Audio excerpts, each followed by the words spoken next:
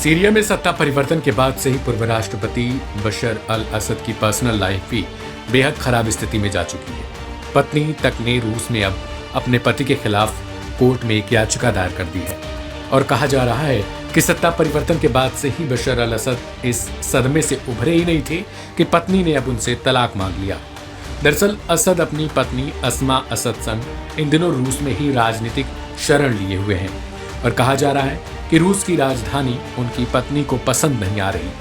अस्मा की मांग है कि उन्हें उनके पति से मुक्ति दिलाई जाए ताकि वो ब्रिटेन जा सके।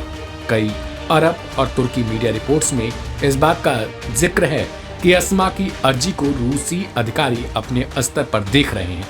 हालांकि अस्मा के पास सीरिया और ब्रिटेन दोनों देशों की ही नागरिकता है। सवाल है कि कौन है असद की पत्नी अस्मा।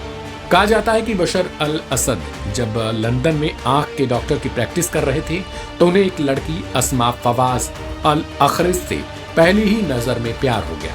अस्मा सीरियाई डिप्लोमेट फैमिली में पैदा हुई थी और उनका जन्म साल 1975 में लंदन में हुआ था। अस्मा ने लंदन के क्वींस कॉलेज से अपनी शुरुआती शिक्षा ली। इसके बाद उन्होंने किंग्स कॉलेज से उच्च शिक्षा ली और फिर हार्वर्ड यूनिवर्सिटी में MBA प्रोग्राम में दाखिला लिया।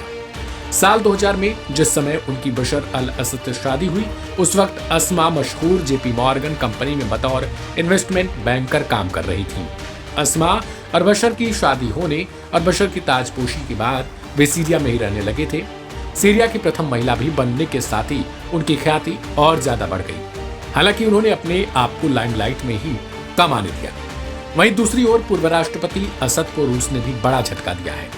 इजरायली अखबार जेरूसलम पोस्ट की माने तो रूस ने असद की संपत्ति भी जब्त कर ली है।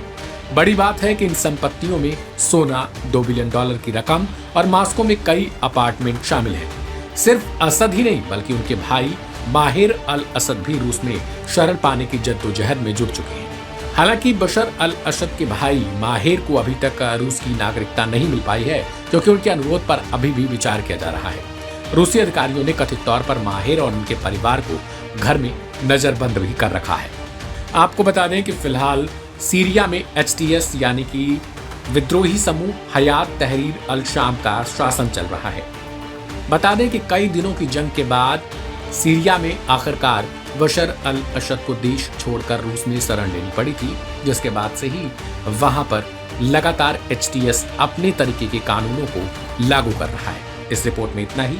बाकी की तमाम अपडेट्स के लिए सब्सक्राइब करें लाइव हिंदुस्तान।